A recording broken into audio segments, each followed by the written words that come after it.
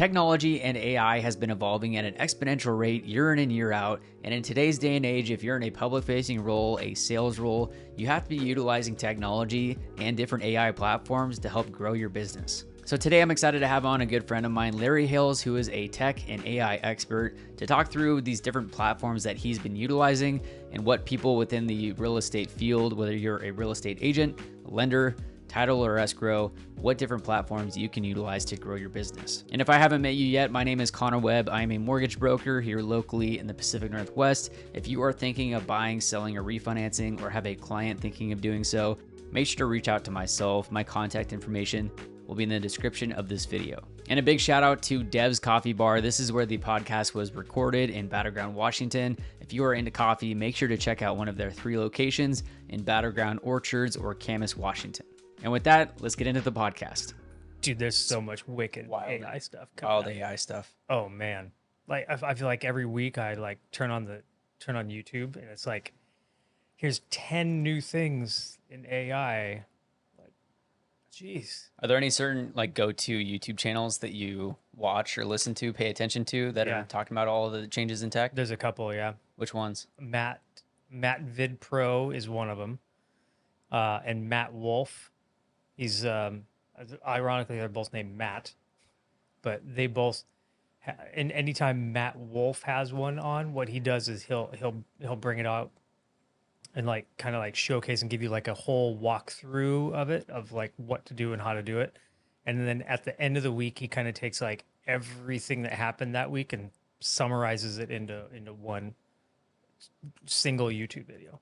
So it's really every week that something's happening. Every week. Like literally every week. Yeah. And it's like, it's the biggest week in AI ever, you know? And it's like every week is like the biggest week ever. Do you know the statistics on like how quickly technology advances like every year?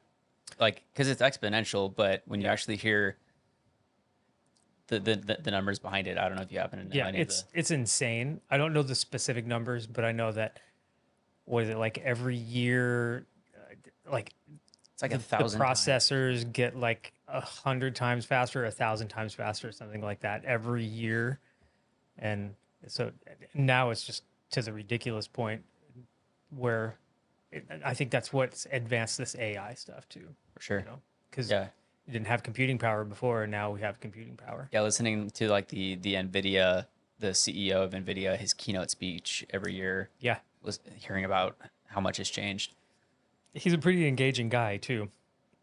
So much so that I bought NVIDIA stock. It's a great investment. I mean, that's where the money's at right now. I've made a lot of money on NVIDIA this year. It's my only saving grace. You know, I haven't paid any taxes on it yet. There you go. But you don't. Yeah. Hey, you didn't take the gain, or you don't have to pay the taxes, and you didn't actually lose. Yeah. Unless you sell. Right. You know? Yeah. True. And unless I make over $100 million, it's not going to matter anyway. Yeah. So, and if I'm making over $100 million, it's probably not going to matter. It's probably a good thing if you're paying it. I'm going to be somewhere on an island counting my $100 million if I get to that point. So trust me. Yep. Well, cool. Thanks for jumping on. Yeah.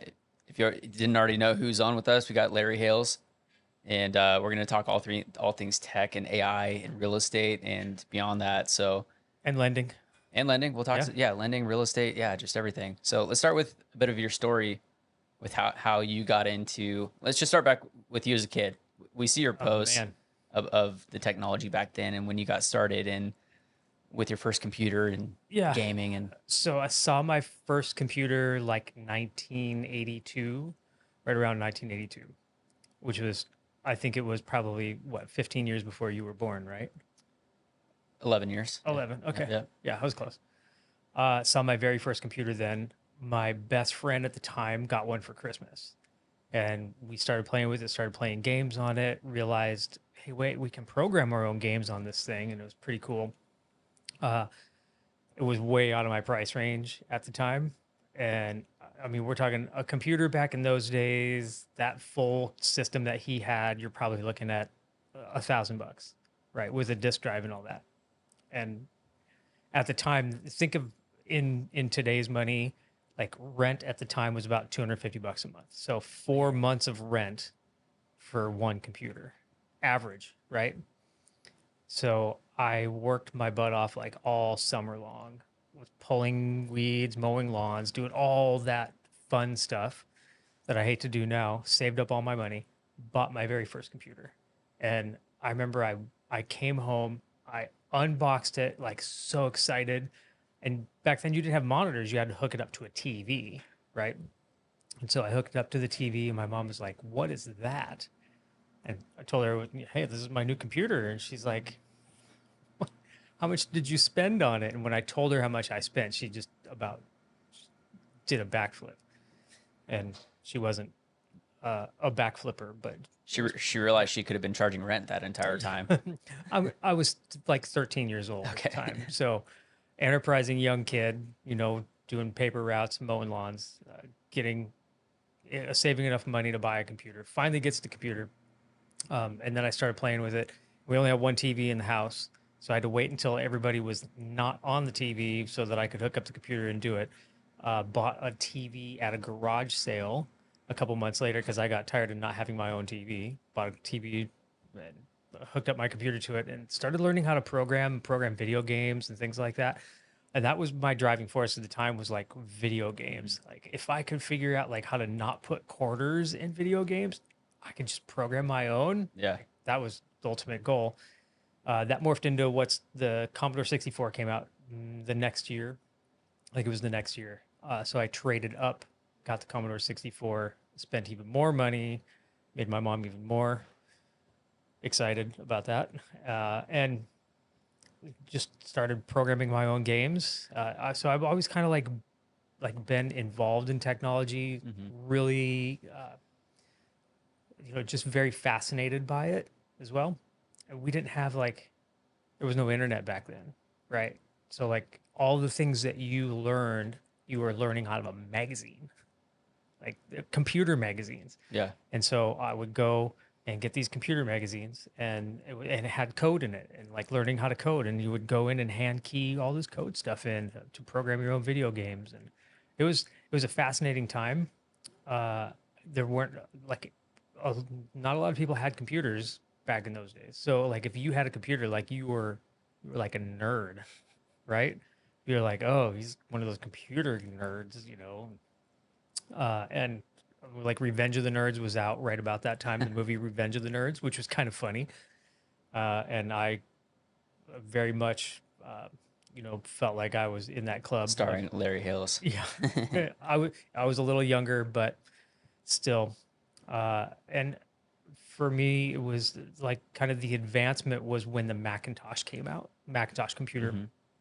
1984.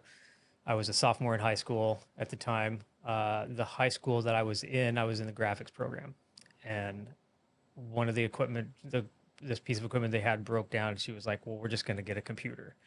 Nobody in the classroom had ever touched a computer before except me. So she sat me down in front of it. She said, "You're going to learn this," and that was kind of the start of my journey in the graphics and graphic communications and printing, and that's really where it started, was like 86, 87. So Dumb question. When did the internet first start? yeah, Al Gore, thanks to Al Gore. So Al Gore claims he invented the internet. It's famous, but I saw the internet for the very first time when I was teaching at Clark College in 1993. I didn't see the internet. I saw my first web page and learned about the internet and like what it was, and hypertext markup language, HTML. And I just remember, like, I was working in printing at the time, and I remember seeing this web page and just being like completely blown away by it. And I remember telling the gal, she was one of my mentors, Donna Loper. I remember telling her, like, this is going to change everything. Like, this is groundbreaking. This is going to change everything. And I'm only 23 years old at the time. She's like, yeah, I know. Isn't it great? So taught myself how to program HTML, but that was like 1993. Yeah, right about 93. And then AOL came out right about that time, and dial-up internet, but people still really didn't know what internet was. So, and that wasn't very long ago. I mean, that was 30 years 30 now. years ago. Yeah. That was my birth year. Yeah. 93. 93. Cool. Yeah, great. It's the year my son was born too. Yeah. But teaching at Clark, I kind of had this nice little advanced entry into it because they were kind of on the cutting edge. They had this thing called Project Genesis. We had the first computer CD, recordable CD drive at the time. That was pretty cool. Hmm. You know, like so CDs had just come out and now we could burn our own CDs. Yeah. It was awesome. Back when the internet first came out and technology was starting to advance at those phases, did you have some of the foresight of to where that would be heading?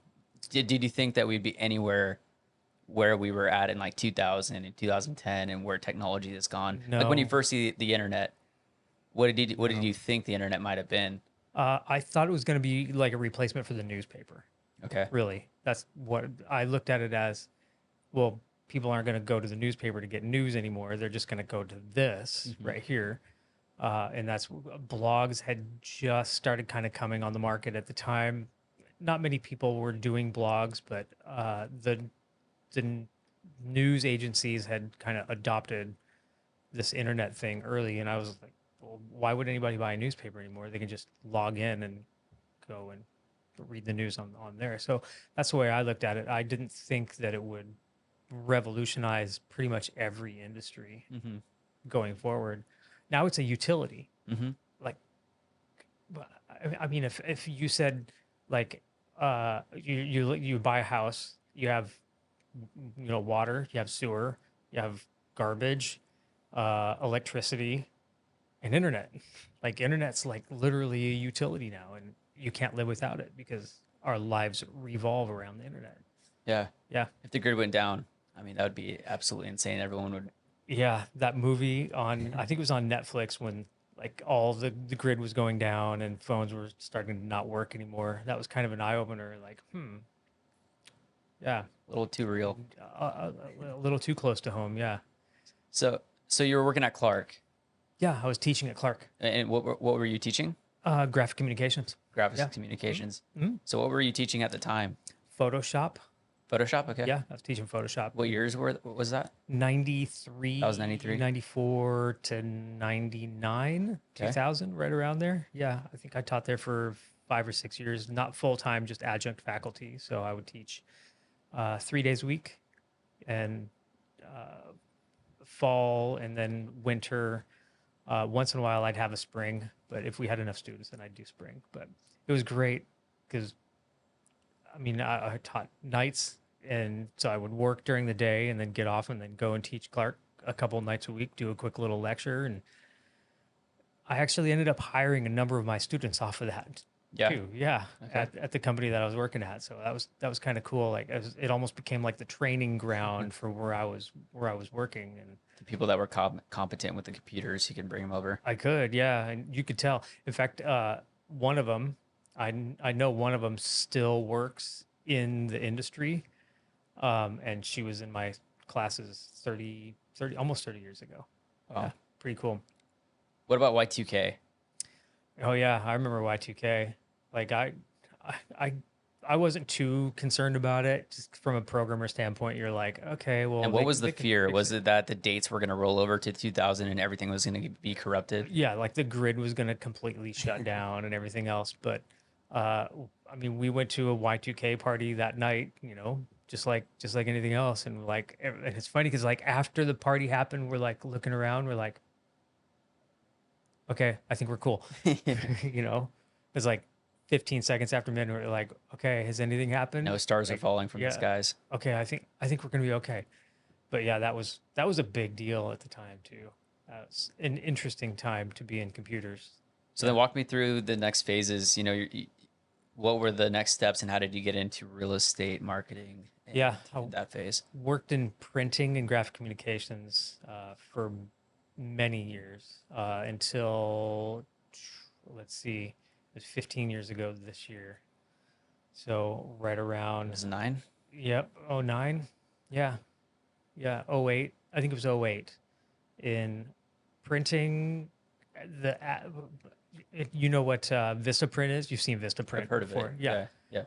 Well, you can go to Vistaprint and get business cards printed off of Vistaprint. It's there. It was at the time. It was like $50 like for 250, and somebody would come into the print shop and say, "Hey, I need these business cards printed," and we'd be like, "Okay, well, it's going to cost $300," and they're like, Hmm. "But I can go to Vistaprint and get these for $50," and like the print shops are like, "We can't even take it in the door for Mm. that much." So the rise of digital printing kind of spiked. Traditional offset was on the decline, and I was working in traditional offset at the time. And a friend of mine was working in a title company, and they needed a computer nerd at the title company. And it was right during like in the middle of like 2008 was a bad year for real estate, Oh, I've heard. right? I've seen The Big Short. Yeah, yeah. So it was a bad year. So 2008, there's escrow officers getting let go from title companies, and they bring on this tech nerd to come and be like a sales rep. Like, so it was I kind of got the eyebrow kind of raised at me a lot from other real estate agents, and from other escrow officers. Like, what is he doing here? Like they're letting this person go, Hmm. and they're bringing him on that doesn't make sense. And I had no experience in real estate at all, Yeah. none. And I I got a crash course in real estate right away. Um, yeah, figured out, They're like, you need to sort through all these foreclosures and there was a lot of foreclosures at the time. A lot of real estate agents were having their own homes foreclosed on at the time too, because they were buying hot and heavy during the heyday, and so that was it was so it was a sad time, but it was a good time to get in. The rise of social media was just kind of starting at that time. I remember Chris Smith, who I still watch today. He's an influencer in real estate. Um, he was doing this tour called the what was like the nerdy agent or the tech savvy agent. That's what it was, the tech savvy agent. And I went to this conference and they were talking about Facebook and like all this stuff. And I remember thinking, like, come on, who's going to use Facebook for business? That's ridiculous. And then the light bulb went off like maybe 6, 8 months later. I was like, oh, okay. Okay. I get it now. So I started teaching like all kinds of like social media and real estate classes. And I kept doing that for the title company for a number of years. Oh, yeah, yeah, like 10 years. I did it for like 10 years at the title company. like 2019 or so. Yep. Yeah. So 2019.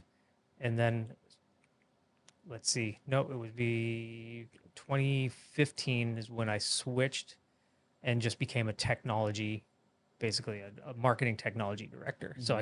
I didn't have to be a sales rep anymore, and I didn't have to work for the title company. I could work for the marketing end of it. And that's really when everything kind of took off, because then I was surrounded by this community of nerds just like me that were all fascinated by this technology stuff.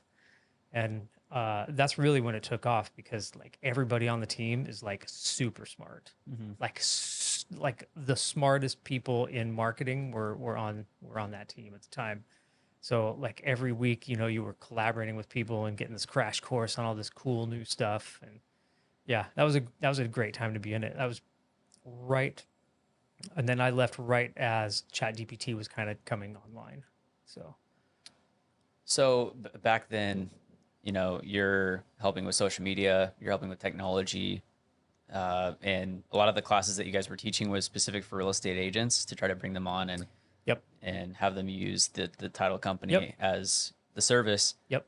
The agents that were succeeding back then, what did you see as like a common, factor for the Hmm. people that succeeded in increasing their brand awareness?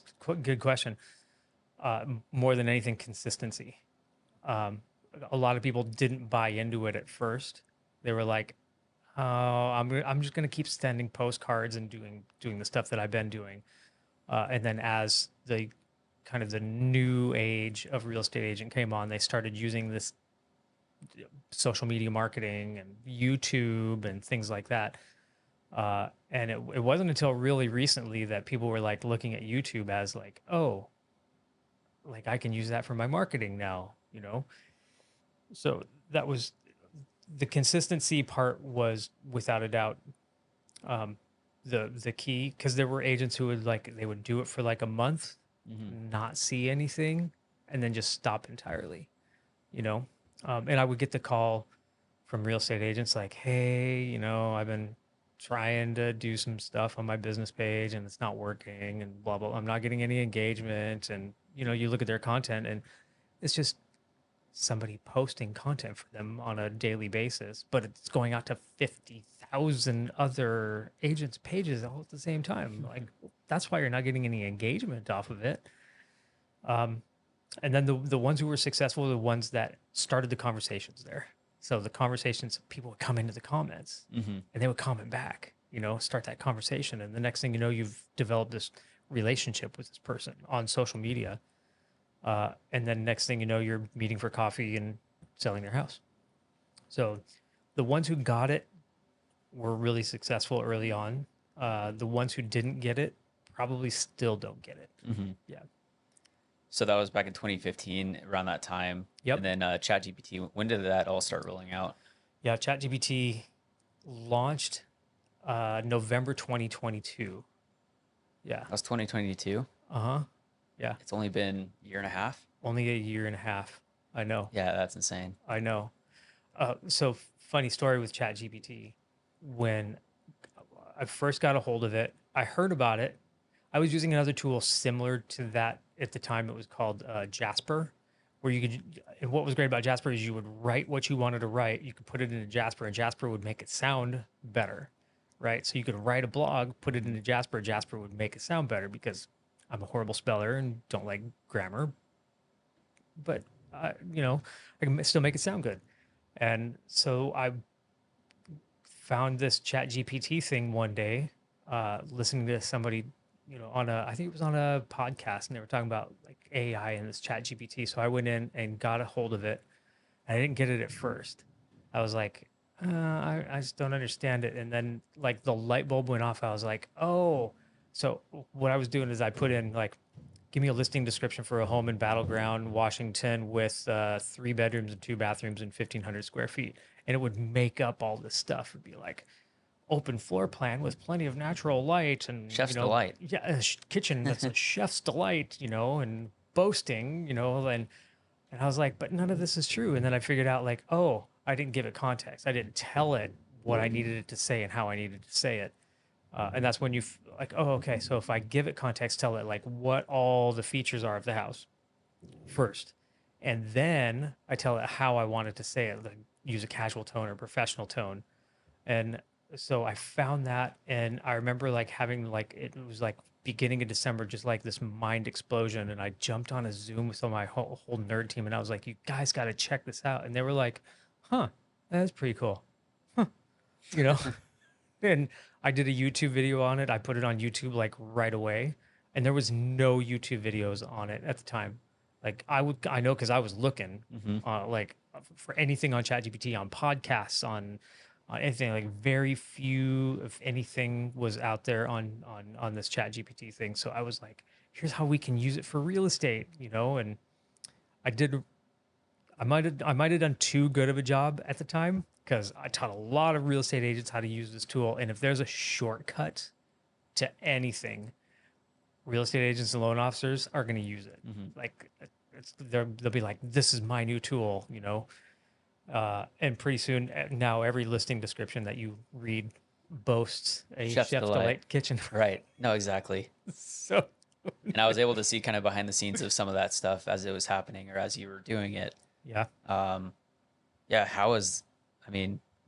I don't know if you want to talk about any of your side projects or stuff that you've had experience with and working on, and specifically within real estate, and where you might see some of that stuff going. Yeah. I think automation right now, automation and like AI agents. And what I mean by AI agent, you're a real estate agent and you just put in the address of a home, and AI goes out and does all of the research on the home for you. Basically tells you about the neighborhood, about what the pricing is, does like a virtual, like a CMA for you right there, prices the house, tells you kind of a ballpark, price and things like that. And then puts like an entire marketing plan together, finds your target audience, who's the ideal buyer for that home, whether it's an investor or somebody who's downsizing or a family or somebody who loves rural and wants privacy, so it'll go and find that person, put the marketing together for them, and then automatically put that stuff on every single one of your channels automatically. I think that's really, really close right now. I'm really close to it for sure. So it'll Yeah. create the ideation of the content. It'll create the content and then post it for you. Mm-hmm. That's Yep. insane. Yeah. And that's just on the marketing side. The productivity side, I think, that's where you're going to see even more of it. There's a product out there called Whoozy. Mm-hmm. Eric talked at that event that we had last year, and he's put the system together where you can actually upload documents and you can have conversations with the documents. You know, yeah. So like, Conversation with the documents. yeah. So like you upload the purchase and sale agreement, right? And then you can go in and prompt the AI and say, "Hey, on the Johnson transaction, what were they approved for, FHA or VA?" And it'll go and find the document, read it, and then come back and tell you what it was. You can have like transactional content conversations.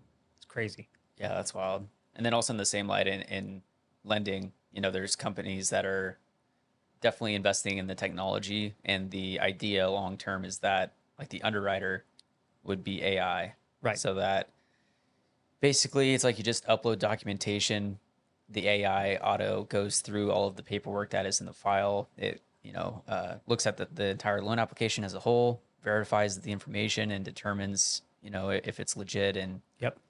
I mean, AI is more accurate than a human, maybe. I I would. mean, ChatGPT is still off sometimes, but once you have it completely dialed in, or if you have it within a certain scope of work that it's 100% dialed in, It's all on the data that you're putting in because the it's just prompting. analyzing that data, Yeah. right? So if I have really good, solid, accurate data that I'm putting in, I'm going to get good, solid data out the backside, without a doubt. And that's why I think that could be the future of lending right there, where you don't have to have a team of underwriters anymore. You have a team of one underwriter who just kind of oversees everything, and then you have these AI underwriting agents doing everything for you. Yeah. I'm always curious, there's always going to need to be a human involved with everything, and especially in a real estate transaction to where it's so much emotion and a lot of, personal investment that someone has into a transaction. They're not just going to use a robot for the entire thing. Some people might be willing to do that, but there's always just going to have to be a human involved, both for the real estate and for the lending side. There's just going to have to be, but I'm curious to see, yeah, what the mix of that looks like 5, 10 years from now. I think it's just going to speed things up. Is what it's going to do. What does it take? How For long does it sure. take to get somebody pre-approved now? I A mean, day? pre-approved, yeah, I could have them pre-approved the same day Yeah. if we wanted to. Yeah. Now you can have them pre-approved in like 10 minutes, Yeah, that'd 15 be minutes. insane. Yeah. Yeah. So like you're at an open house. And because there's pre-qualification and then there's pre-approval. Right. Pre-qualification is just like what they're telling you and Yeah. what they enter into the application. And then a pre-approval is once you have the actual income documentation Yeah. and you're able to verify what's on the application. Right. But yeah, it's all could be super quick. But imagine if like you meet somebody at an open house and they're like, "Hey, we want to buy this. Have you been pre-approved yet?" Nope. Well, let's do it. And they go to a website and they plug their stuff in and they're pre-approved in like 15, 20 minutes. Mm-hmm. Yeah. I think we're pretty close to that already. I would be really surprised if there's not people out there already doing it. Probably like Rocket Mortgage or something like that. I would imagine the bigger companies with the big pockets that can invest in that technology right now. But real estate, I don't. There was a company in Vancouver that was talking about like they're developing an AI company that it's an AI real estate agent, basically. Is what Vancouver, it is. Washington or Yeah, Canada? Vancouver, Washington. There's a Yeah. company in Vancouver, Washington that's creating an AI agent. Yep. Yep. Huh. I haven't And heard of that one. but they're still going to use humans, right? So all the AI is going to do is facilitate like finding the home and doing all that, but then a human steps in to actually open the door and show them the home. Hmm. I'm like, so it was I saw it on Facebook, and it was in like the real estate forums, and there was all these real estate agents coming in there and like, well, how's AI going to negotiate repairs and calls like Is it called NARAI? yeah, it should be. Yeah, it should be. So it's kind of comical that it was happening right here in Vancouver in our own backyard, that somebody was developing that. Yeah, Yeah. interesting. I mean, I see there's a place for it, or maybe like a piece of it, but you're still going to need that human element. Otherwise, somebody's going to get sued. Right. But hey, we can get AI lawyers, right? And then the AI lawyers can sue the AI real estate agents. All these AI contracts that were written up. I mean, and then we don't have to be involved at all. We'll just let the robots fight it out, you know?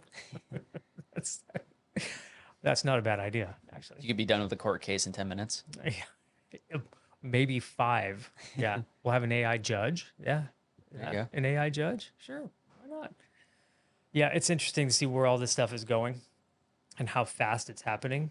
Like AI image generation and video generation now, and AI video editing is light years ahead of where it was even like 6 months ago. Which technologies are you using for AI editing? Because I'm still doing all of my editing in Final Cut Pro, and I know that there's stuff out there that probably will streamline stuff. Yep. So the one that I was using was I was using one where you feed in like 3 different cameras, and then it auto switches it. It looks at the audio and then switches between the cameras and auto chops it up That one's for you. Autopod. Autopod, yeah. Yeah. That one was pretty cool. Yeah, that was crazy. It works. It works pretty good. You have to have the setup on it has to be pretty dialed in. Otherwise, you end up with like me talking and my voice, my mouth is moving, but it's somebody else talking. You know, if you don't have it lined up right. In video is the one that I started using a couple weeks ago, and it's pretty cool. What it does is you just tell it like, here's all the clips that I have, and here's what I want it to do, and here's the flow that I want, and it just does it for you. But it's meant for short form, Okay. not a long form. Yeah. Yeah, I think long form we have a long way to go. Yeah, still gonna need human intervention for long form. For sure. Yep. Yeah. What else are you seeing with social media marketing and everything that's going on right now? Yeah. With regards to real estate specifically, well, the market's way different than it was, you know, a couple of years ago. Homes stay on the market a lot longer now, so I think marketing matters more now than ever. A lot of the real estate agents that I talk to, their listings have been on the market for 40, 60, 90 days or more, and the sellers are starting to get a little antsy, you know? And they're starting to ask questions like, where are you putting it? What are you doing with it? Where are you marketing it? Who's seeing it? That kind of thing. So what I've been focusing on now is providing data for the agents that I work with, giving them data as far as like, hey, here's like, we got it in front of 15,000 people in Northern California, right? And that kind of satisfies the sellers. Say like, oh, you've been marketing in Northern California. You got it in front of 15,000 people and it got 1,500 clicks, but we didn't get any showings. So that's data that they can support to get a price reduction. So now instead of saying, hey, I think we need to do a price reduction, they can go, I have data that supports that we need to do a price reduction. So that's kind of been my focus the last couple months is that end. But it's a tough market right now. Real estate agents are having a hard time getting their listings sold. Yeah. You've had a lot of experience with Facebook marketing and running ads. Yeah. What other platforms have you ran ads for? I know in the short amount of dollars that I've used on YouTube, you know, marketing for ads, you're able to get quite a few impressions for not much money. And you can dial it down. That's the thing on YouTube. What I love about YouTube marketing is like you can take your videos that you've seen and say like build an audience of people who typically watch my videos, and then it just like if it goes and figures it out, and then you put $100 on a promote, and all of a sudden you get 1,000 new subscribers off of that. You know, it's kind of crazy. And it's all subscribers that are wanting to watch that type of content. Yeah. So that's what I love about YouTube is you can get really granular and kind of like detailed. On Facebook, they stripped out a whole lot of stuff on doing housing ads. So I can't get into like certain income levels, or people who are families, or people who are thinking of moving, those kinds of things. That's all off limits on Facebook, but we can still get to that on Google and YouTube. So yeah, Google, YouTube, TikTok. I run TikTok ads. Have you? Yeah, How do those work? they work really, really well. Yeah. Yeah, for brand awareness, they work really, really well. Like getting your name and out there. A lot of people are like, "Well, when do the leads come in? When am I going to get leads from this?" I'm like, "Well, they got to know you before they hand over their contact information. Right. So we got to get them to know you first." TikTok, LinkedIn. I've run some LinkedIn ads. They're expensive, but they can work. I looked into Hulu ads as well. You can run ads on Hulu and over the top OTT. You're watching friends watching a movie in their living room. Oh, it's Larry. Yeah, and you can do that now. That's wild. Yeah, yeah. So I think minimum ad spend is 500 a week on that one. So it's not bad. How many impressions or eyeballs are guaranteed on that? Not as many as you think for that much, because Yeah. I think a lot of people don't have the ads turned on Hulu. So it's only the people who don't have the Aren't ads. paying for Yeah. the top tier version. Yep. Yeah. Yep. But like Roku, a lot of people have Roku now. You can run ads on Roku. You can run ads on Hulu. You can run ads on any of those over the top places. If you have a 15 to a 30-second ad, you can run promotions on it. That's interesting because now UW, U of O, they're in the Big Ten. And so you can't watch those games on the regular cable packages. Right. So now you have to go through the Roku app or something else. Yeah. So now there are more people on those separate streaming devices to where you could potentially get those eyeballs if you pay for that. And every TV that you buy now has it, right?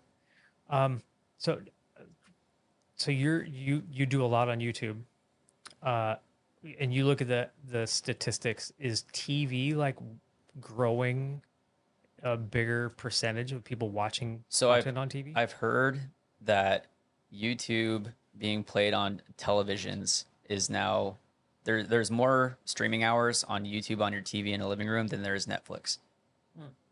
So there's more people that are sitting in their living room watching YouTube than there is Netflix, which is absolutely wild. Yeah. And yeah, how people are watching videos is different. It depends on the person, but things are definitely shifting to where, it's not just on the phone, but it is on the computer. It's on the living room. And I've had people comment on my baseball videos like, you become a part of their, watching habits. Yeah. If they find your information useful and you're consistently putting out content, they're going to keep looking for you. And when they're looking to settle down for the day and, after work, they're on their YouTube, whatever their feed shows and they're interested in. Yep. There is a possibility that you're going to be in their living room, and then they get to know, like, and trust you, and you don't have to do any selling once it comes time to sell. Yep. So, my producer, your producer, our temporary producer here, should ask her like how often YouTube is on the television at our house. 'Cause it's almost all the time. Like, always.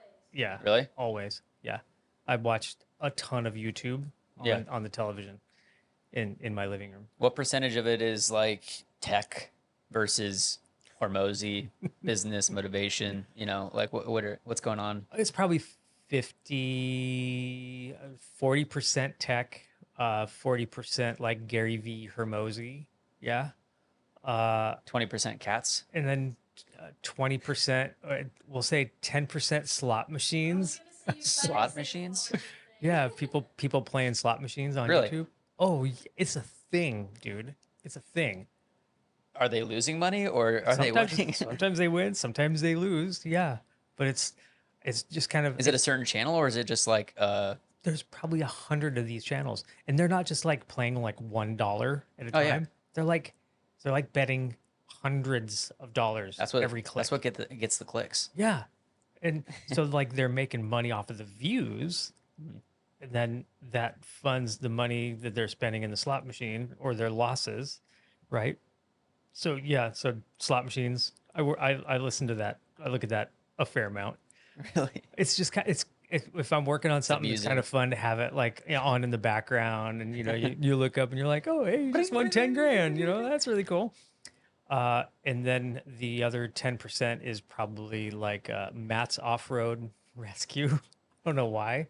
I like that show, like watching guys get pulled out of the dirt and out of the snow, like with these big, huge wreckers. And uh, I don't know. It's just that's a Sunday morning thing. Get up Sunday morning, watch Matt's off-road rescue, and then switch to some tech and then AI. It's like a lot of it's AI now because a lot of these AI guys they have YouTube channels. Hmm. You know, Matt Wolf. Shout out to Matt Wolf. Like he has probably one of the best YouTube channels on AI ever. So How do you track all that stuff? With how much is changing on a daily basis, is there certain outlets that are the go-to for all of that information? Or where does he get his information? yeah, um, Perplexity. In fact, he just did a video yesterday. I just watched it yesterday. That's ironic. Was talking about like where he gets all of his information and how he compiles like all the stuff to do the research of what's new and upcoming and things like that. And he's got a couple of AI tools that he uses to research AI, which is kind of weird, but that's that's how you do it. Could you ask ChatGPT to go and find any new information on AI from this week? No. So Perplexity is the tool now. In fact, I don't even Google search anymore. Like Google Perplexity. Okay. Google is not my default search engine anymore. Yeah. I went into Chrome, turned Perplexity as my default search engine. I'm telling you, it has changed. It changed everything for me when I did that. Hmm. Like Okay. everything.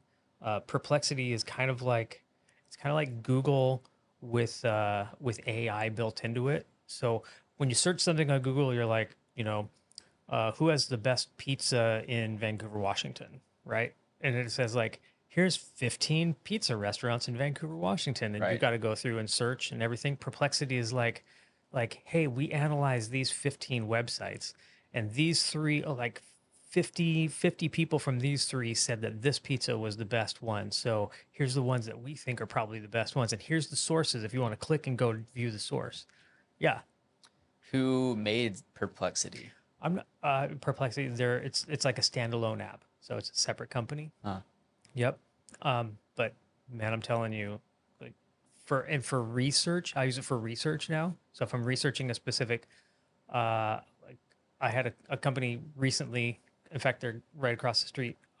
Say, hey, we want you to start doing our marketing, and I was like, cool, let's do some competitive analysis. So I went and did some research and used Perplexity to like do some competitive analysis and research on what other brew pubs in the or tap houses are doing in the area and what's successful and what's not successful. Use that to put into my proposal and said like, hey, here's where we're gonna go. And I'm telling you, Perplexity is like it's the tool. It's like my go-to tool now. Okay, I'm gonna be all over that this Yeah, afternoon. Checking that Perplexity. out. And for what you're doing, like it would be perfect because you can research like baseball stats and baseball stories and stuff like that. Like it's way better than Google. Yeah, and like GPT or ChatGPT, for example, is just great for brainstorming and Hmm. coming up with topics, Yep. or something that I'll do sometimes if I am having brain fog or can't think of a good title. It's like, write me 20 titles for a YouTube video that's about XYZ that's going to have a high click through rate. It'll spit out 20 different titles that are all different, and then you could just take them and combine them how you want to, and it just helps Yep. with the brainstorming part of it. You Yep. don't want to copy and paste because there is stuff that's going to be inaccurate. I'll ask if I'm making a player profile on someone, I'll ask them to, who is this player? Walk me through them. And then, like, some of the information, the years and all that, I'll cross check it with actual websites and it's wrong. So, like, Imagine you that. definitely want to look through it, but it just for brainstorming helps a lot. And then another tool that I use a lot is it's on YouTube. TubeBuddy. I use TubeBuddy TubeBuddy. is amazing. There's vidIQ, Yep. which is Yep. another one. Uh, I recently uploaded my own image into Flux, which is a new text to image generator. Hmm. So when text to image is like you're like, I need a picture of somebody standing on a beach in Hawaii with, a mountain volcano behind them, and it creates an image for you, right? Well, now you can put yourself. You take pictures of yourself and you put them in there, and you say, I need pictures of this specific person on a beach, and it replicates you. It's and it looks just like me. It's scary how good it is, actually. Yeah, the shorts and the pictures they've been putting out. I mean, it looks perfect. Yeah, you'd never know, Yeah. right? And so I think for like YouTube thumbnails, it would be perfect because then you don't have to have 10 pictures of you know, doing the or oh or I was actually going to ask you to help do an AI thumbnail for this. oh, okay. Yeah. Yeah, totally. I'll Yeah. do an AI You and me on the thumbnail. thumbnail, like tech AI in the background, That'd be whatever. cool. Yeah. Yeah. We'd turn us into Pixar characters too. Yeah. It's pretty cool to do that. Yeah. Yeah. I just think it's fun. And my ADHD just goes absolutely bonkers with this stuff because I'll be working on a project and like something new will come out and then next thing you know, I'm 6 hours later, I'm deep into this project trying to do something. So Yeah. yeah, Just try it out in every capacity to see how it can be used. 100%. And like automation with AI now is kind of going bonkers where you can put in like a news article that you got from Perplexity. You put it into here, and it goes in and does the research, and then creates 7 pieces of content and 6 pieces of short scripts and a blog post. And yeah, it's like it's bananas what it can Are do. you teaching classes on AI and some of this stuff? I have in the past, but everything changes so fast. By the time I have the class ready to go, it like everything's changed, and some of it is pretty high level, like Yeah. it's like super complex. So when you teach a class and you start getting into some of this stuff, you can watch people's eyes literally gloss over in the middle, and they're like, "Oh, yeah, forget it. Yeah, I'm walking out the door at this point." But I think if you're using tools like that to, okay, so here's an example. You do shorts, right? So you do YouTube shorts, and so you take your transcript of your video, and as soon as you hit post on YouTube, it recognizes that new YouTube video, right? Immediately, pulls in the transcript, and then creates 3 separate pieces of content for you, right? Either when I say content, I mean like copy, like captions. Hmm. So, and then it'll take those and take screen grabs from your YouTube video and put them in as well, and then automatically post it to threads for you. This is Perplexity. No, this is called make.com. It's kind of like Zapier. Make.com. So you take a YouTube link, Yep. you post it in link.com, Make.com. make.com, Yep. and then it'll automatically create a short for you. You can have it create shorts, go into another thing, and it'll almost like Opus, right? Opus Clip, Yeah, yeah. where it'll put them into like a table, and you can pick the Okay. one that you like, but it'll put in the captions for you Yeah. and everything, and then you just click a button, and it goes and fires off to Threads, and fires off to Twitter, and fires off to LinkedIn and everything else. And it optimizes the copy specifically for each one of those platforms. So like Really? if it's on LinkedIn, it's going to be like a bit more So professional. it'll change the description Yeah. based Yeah. on the platform. Uh-huh. Wow. Yeah. It's insane what you can do. Yeah. Like, and so when I see things like that, my brain just goes on fire. I'm like, think of all these things I can do. So I have a VA now, right? Yep. And so I made an automation where somebody orders something, I just put in an address, and it goes out and does all of the research on that, pulls all the photos, does all that stuff, puts it into a Google Drive folder, puts it into Asana, and it signs it to her. And so when somebody orders something, all I have to do is forward it to a specific email address. Boom, It does everything. everything's done and ready to go. So it's saving me. That's the whole thing. Is it's supposed to be a time saver. So it's all those repetitive tasks, the things that you hate doing. We can automate all of that, all of it. Yeah, That's amazing. Saves is. so much time. But then you don't know what you don't know. And so it's like someone wants to do it, but they're like, I have no clue how to even start. So then they'll remain bogged down unless they were to hire someone like you to at least consult and help with figuring out their process and how they could streamline it. Yep. You can even streamline comments on social media. So when somebody comments on your stuff, it'll notice that somebody's commented. How do you turn that on or do that? It's Is that a separate? it's pretty unique the Okay. way that you do it. Yeah, it's like you have to go in and like put in API triggers and things like that, and say like on a specific post, on this specific post when somebody comments on it, go in on LinkedIn. You can do this on LinkedIn. It's pretty cool. Uh, and automatically reply with either this reply or this reply or this reply or this reply. You know, gives you like 4 different replies. You can do it on Instagram, kind of like ManyChat.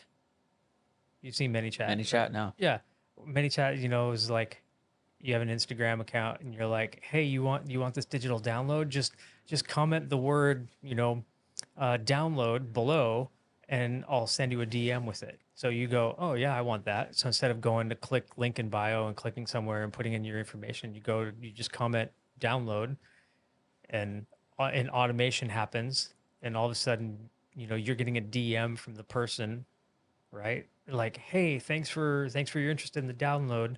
What's a good email address for you? You put in your email address, and they're like, cool, thanks. I can send it to you in a text too. What's your phone number? And so you put in your phone number, and all of that goes right directly into your CRM. Yeah, that's insane. Right. So it's like lead capture, but it's in the comments. Right. Yeah. Yeah, I need to start doing some of that stuff and start dialing in the lead capture and all that. It's pretty easy. Yeah. It is. It's pretty easy. Yep. Yeah. And it's all in the CRM. It's all done in the CRM too. So, how can people get in contact with you? What services do you provide to people that want to maybe hire you? Yeah. So marketing services, if you're looking for like just taking it to the next level, a lot of the people that I talk to that hire me, they kind of plateau. They hit this plateau and they're like, I need to figure out how to kind of level up. So I help them come up with their strategy first. Like, okay, let's find out where you're at, set a baseline, and then we'll figure out how to shoot you to the moon. But you can find me Summit Marketing. If you Google search Larry Hales, Vancouver, Washington, you'll see my Google right there. Can't get away from it, actually. Actually, if you Google search Larry Hales now, like I'm the only one that shows up. Really? There's a couple other Larry Hales in the country, but none of them have a brand or a presence yet, except for one guy in Utah. Yeah, and there's no way you'll be able to. And this Larry Hales has already written the code to be able to put him at the top and everyone else at the bottom. Yeah, actually, I have done that, as a matter of fact. Yeah. That's awesome. Uh-huh. No, it's been quite the adventure. And this AI thing, it just keeps getting more intense. It's kind of fun, actually. Yeah. Yeah, it's really cool to see, and I mean to hear some of the ins and outs, and then once you start implementing it and seeing it work in your business, and there's the AI, the technology stuff, and then there's the whole video marketing and branding and Yep. consistency with all that, and just getting out and doing everything. I think it's going to be more imperative for loan officers now, especially with the whole buyer's agency agreement thing. A lot of real estate agents I talk to are like, I'm getting out of the buyer side. Like, I don't want Oh yeah, to take on buyers anymore. Like, I see that as an opportunity for loan officers. Like, cool. Well, we'll go find the buyers. We'll get them pre-approved and then hand them off to you when they're ready. And they're like, oh yeah, well, that's great. We can do that. So that's kind of been, that's going to be my focus, I think, for the next year, is like dialing that lead capture in for people who are looking to buy a house. yeah, and it makes sense for realtors to focus on listings because they could potentially double end it, help someone sell a house and then also buy a house. And with buyers, a lot of the time, first time home buyers, it's more work and more hand holding and a lot more time. So by focusing on listings, it makes sense for them to do that. And then in the same light, that's why I'm going to be doubling down on, my mortgage and real estate YouTube channel. And that's why if you're out there and you're in real estate or you're in sales, public facing, anything, you need to be on YouTube, creating content. Amen. Just for whether it's answering common questions that clients have so that you're able to, have that video ready to go. You get off the phone with them, send them the video. You've already broken down and taken the time to make the quality video and explain everything. So if you did forget something on the phone, it's explaining it to them. It's FaceTime without having to be in front of them. Yep. And then there's the power of Google and YouTube. Evergreen. Top 2 search engines in the world are now they're not pushing your content, but they're finding the right viewers to watch that content, to have that put in front of them. So, I mean, it's a superpower once you know how to do it and stay consistent with it. That's where the producers are going to be, I And think. the YouTube algorithm has gotten a lot better. The last, like maybe like the last year, I've noticed it's a lot better. What do you mean by better? At giving me content that's related to what I've been recently searching Yeah. for. It's specifically recent stuff because if I Uh-huh. bought the DJI Osmo Pocket 3, I start binging all that content because I want to learn as much as I can and hear all the perspectives. So I watch that first video, and then the next 4 videos right after that are shown to me are the same thing. That's it. And then I keep watching, and Yep. then because it's all about them keeping you on the platform for as long as possible. Yep. And they keep me on the platform for as long as possible. Let me tell you. It's like Yeah. 11:30 at night. Like I'm falling asleep. I'm like, why am I still up right now? I need to be going to bed. Hey, I was up at 4 this morning just because like I woke up, my brain started going. I went out, I turned on YouTube and started binge watching these automation channels, and like the next thing you know, it's 3 hours have passed to 7 a.m. and yeah, it's crazy. It's the way that it almost like I feel like it knows what I'm thinking some days. It's which is scary, but uh, just the way that what it's suggesting to me is, what did I search? I searched something yesterday that I hadn't searched ever on YouTube before, and I searched it yesterday, and I got up this morning, and there were like 8 videos on there about that one topic. You Google searched it, or No, you I searched it in YouTube. I searched it in YouTube. oh, you searched first. it in YouTube. Yeah, Okay. searched it in YouTube first. But I searched it in YouTube on my desktop, and then I went over to my TV, and And also, YouTube has found out how, what you prefer to watch on each device. So, what it's showing you on your TV might be different than what it's showing you on your phone, okay, but you're probably going to click on it, whatever it's popping up, because it's popping up the right stuff for whatever setting you're in. right. These aren't people that I'm subscribed to either. That's the crazy thing. Another thing also is when you're scrolling on YouTube and you're just like on your recommended feed, start looking at the amount of views or subscribers that channels have that are being shown to you. Because what I've seen is that YouTube is doing a better job at giving small channels the ability to be found. So I'll be looking and there's, a channel that has 50 subscribers that it's recommending a video to me. So it's giving small channels the opportunity to be found right now. Good. There's a lot of new channels out there. I started a new channel last week. There you go. Yeah. So, and What's that one called? And our producer started a new channel last week too. So You're gonna have to start a slot machine channel too. So There's the casino right up the road. It's I actually thought about doing that for a while. I was like, that might be kind of fun. This isn't very profitable. But actually, I kind of wondered if it was profitable first. No, I wanted to do faceless. I wanted to do faceless videos, right? So it's not me on the channel. It's just like a video on like, here's this specific topic, and it just covers through. So you could do one on like, hey, here's Sasquatch legends in Washington, and you could do a faceless channel on that, and they get a ton of watches, And I'm watching some of these faceless channels. Some of these guys on there making 5, 10, 15 grand a month off of views. Yeah. And they're not even on camera. Right. They're just, it's like B-roll and For sure. AI voice. So I was like, let's find something kind of fun and If it's 100%, sarcastic. if it's 100% AI, that's just a cheat code. It is. Yeah. So mine's That's wild. not 100% AI, but it's mostly AI. What's the theme of the channel? Is it talking AI? A sarcastic twist on names. Huh. Yeah.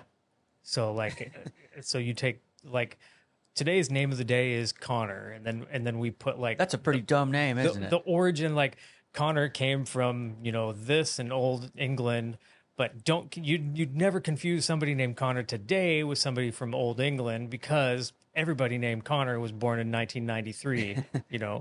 Because How did you come up with that channel idea? I just wanted something. Okay, so I'll tell you. I was scrolling through one day, and there was this chicken screaming a name, right? And all it was they dubbed over a chicken screaming somebody's name. It was like, Alex!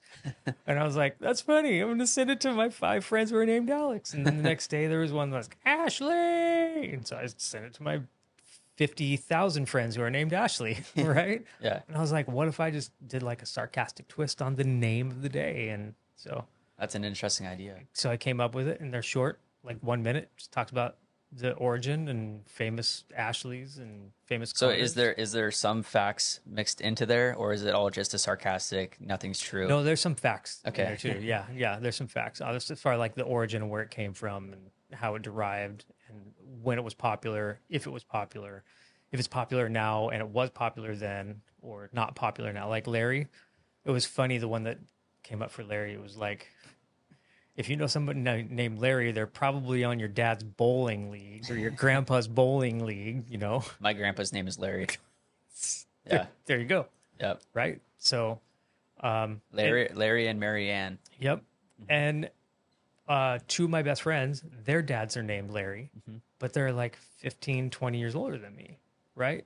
So like, it was like, so if your name's Larry, your name is dying on the vine. Literally, there's not going to be another Larry left in this world when you're dead. Is basically what it was saying. Yeah. So, but it's a funny, sarcastic twist, and it's just meant to get people to go like, "Oh, that's funny." They share it with somebody named Larry.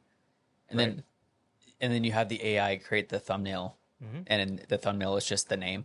Yep, and the captions going across, and then it's like I put memes in there of like famous whatever the name is. So if it was Connor, we like put a meme in there of Conor McGregor, you know, type of thing, right? Yeah. And the whole goal is to just kind of amuse people, and you see more and more of these. Like I was listening to my wife scroll one day, and she was listening to it was like a true crime podcast, but it was a video.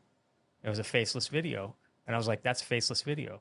She was like, "Oh, look at that! It got like 1 million views." Yeah. And I was like, 1 million views? Like, how long's it been out? She's like, 13 days. Yeah. And I was like, okay, I'm doing it now. So, yeah, I think that might be a good entryway to like getting started on YouTube, faceless videos. And like I tell people, I mean, if there's content out there that you want to watch or that you're interested in, or you see an opportunity here, hey, this could be a fun thing to just do this as a side thing, and that's not already out there, then just start creating the content. And it's also wild once you start creating content, you go from being a consumer to a creator. Yeah. So now instead of spending all of your time consuming and watching content, you're now thinking of ideas of what you can make next and working on projects all the time. I think I was brainstorming with my daughter, and like I came up with like 5 different ideas, you know, and I was like, what if we did like the Gen X term of the day, and it would go just to like Gen Xers would resonate with it, and you know, like terms that Gen Xers use all the time that are outdated, you know, or the word of the day, like words that were popular then that aren't popular now, what the history of them was, and like put a twist or a humor, sarcasm on it. That way, it's entertaining. Yeah. And then that's perfect for short form platforms. You know, you have it on YouTube, but then you could chop it up and just make it a minute and a half or so. Put it on everywhere. every platform. Yeah. Yeah. And on Instagram, they changed it recently. I saw that you can now have videos up to like 3 minutes. Yeah. Reels are still a minute and a half, I learned. But if you do it as a post, then it fills up as a vertical. Yep. But you can do it up to 3 minutes now. Yep. So. And TikTok, 60 minutes now. 60? 60. Yeah, so everyone's trying to compete with YouTube. YouTube was trying to compete with TikTok and Instagram because of the short form, so that's why they created YouTube Shorts. Right. And now every other platform is trying to compete with YouTube, which isn't going to happen. But because, I mean, I don't think you can watch TikTok on your, you know. On your desktop? I guess you can watch it on your desktop, not your TV. Yeah. But it's not horizontal, it's still vertical. It's still vertical. They're messing with horizontal now, though. Are they? I heard TikTok's messing with horizontal now, too. Man. And TikTok's search engine is actually pretty robust.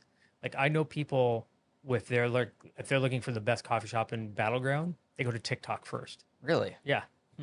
Which I think it's the younger generation that's going to TikTok first because they trust the people who are making the content and not Google reviews. So I guess that makes sense. They'd find out pretty quickly that it's Dev's Coffee Bar in Battleground, Washington. We all know Failure that. podcast. We all know that. Yeah. Amen. Yeah. Word. Cheers. Devs. Thanks for the coffee. Yeah, well, sweet. Yeah.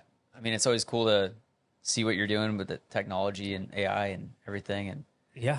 I can only imagine where it's going to be at step in it a up. year from now, let alone 5. Let's step it up, man. Yeah, for sure. Yeah, I'm ready. do it. I'm ready to go. I'm ready to retire in 5 years. How about that? Let's do it. Let's both retire. You can retire in 5 years. Yeah, right. Yeah. You'll be around a lot longer than I will. So cool. Yeah, Well, thanks for joining me on. thanks for having me. That was fun.